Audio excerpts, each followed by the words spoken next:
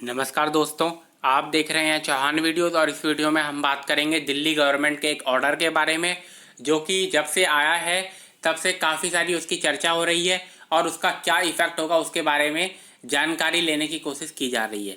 तो उसके बारे में ही हम इस वीडियो में बात करेंगे और साथ में जानेंगे कि इग्नू के स्टूडेंट्स पर उसका क्या इफ़ेक्ट पड़ सकता है या कोई इफ़ेक्ट पड़ेगा भी या नहीं पड़ेगा।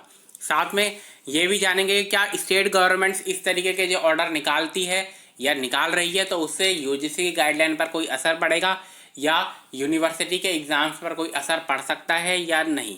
तो इस वीडियो को इसलिए पूरा ज़रूर देखें, ध्यान से देखें ताकि आपकी सभी तरीके की कन्फ्यूज़न दिल्ली गवर्नमेंट का जो ऑर्डर है उससे रिलेटेड दूर हो जाए।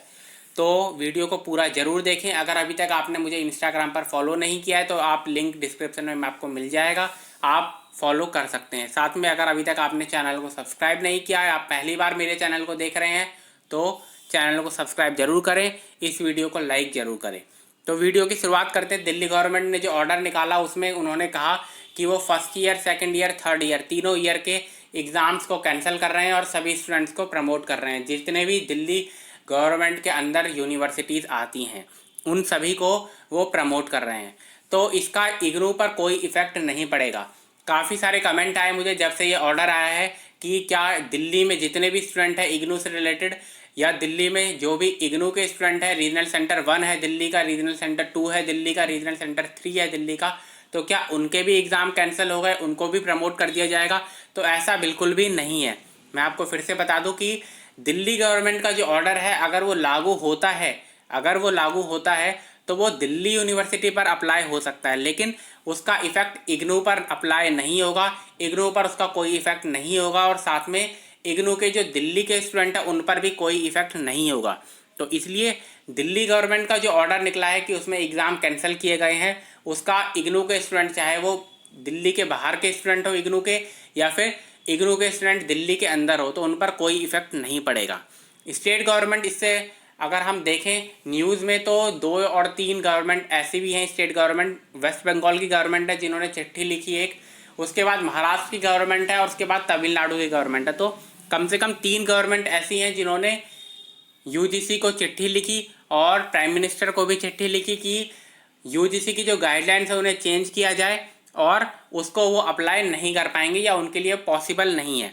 तो इससे इफ़ेक्ट पड़ सकता है क्योंकि इससे जो स्टेट गवर्नमेंट है वो अगर इस तरीके के फैसले लेती है या यूजीसी को या फिर प्राइम मिनिस्टर को इस तरीके से चिट्ठी लिखती है, केंद्र सरकार के से बात करती है, तो इससे निश्चित तौर पर इफ़ेक्ट पड़ेगा और एक प्रेशर उनके ऊपर बिल्ड होगा जिससे कि वो अपना फैसला पलट सकते हैं।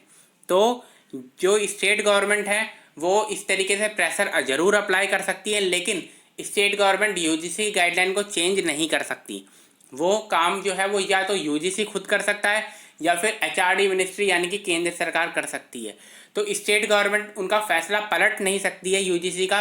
अगर यूजीसी ने कोई फैसला दे दिया है तो स्टेट गवर्नमेंट जितनी भी हैं वो उसके फैसले को पलट नहीं सकती। खासकर सेंट्रल यूनिवर्सिटीज़ जितनी भी हैं, सेंट्रल यूनिवर्सिटी और इग्नू भी एक सेंट्रल यूनिवर्सिटी है, इग्नू एक नेशनल यूनिवर्सिटी है, सभी राज्यों में वो होती है, वो एक सेंट्रल यूनिवर्सिटी है। तो सेंट्रल यूनिवर्सिटी जो होती है उसको स्टेट गवर्नमेंट के फैसले से इफ़ेक्ट नहीं पड़ता है। लेकिन ये ज़रूर है कि स्टेट गवर्नमेंट ने अगर कोई फैसला लिया या केंद्र सरकार को वो कोई चिट्ठी लिखती हैं या उनसे कोई बात कहती हैं तो इससे प्रेशर ज़रूर अप्लाई होता है कि वो भी उनके बात को माने।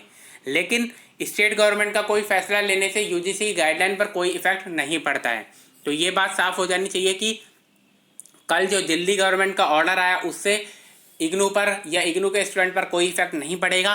साथ में स्टेट गवर्नमेंट अगर अपनी तरफ से कोई फैसला निकालती भी है तो स्टेट यूनिवर्सिटीज़ जो होती हैं, मान लीजिए हरियाणा की गवर्नमेंट ने अगर कोई फैसला लिया तो वो हरियाणा की स्टेट की यूनिवर्सिटीज़ पर इफेक्ट पड़ सकता है, लेकिन जितनी सेंट्रल यूनिवर्सिटीज़ है उन पर उसका इफेक्ट नहीं पड़ेगा।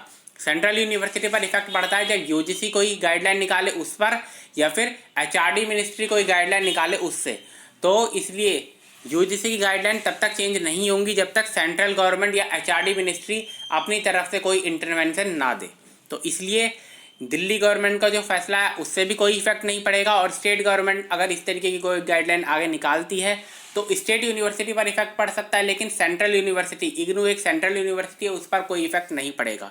इग्नू पर तभी इफेक्ट पड़ेगा या तो इग्नू एडमिनिस्ट्रेशन अपनी तरफ से कोई ऑर्डर निकाले या यूजीसी अपनी तरफ से अपनी गाइडलाइंस को चेंज कर दे।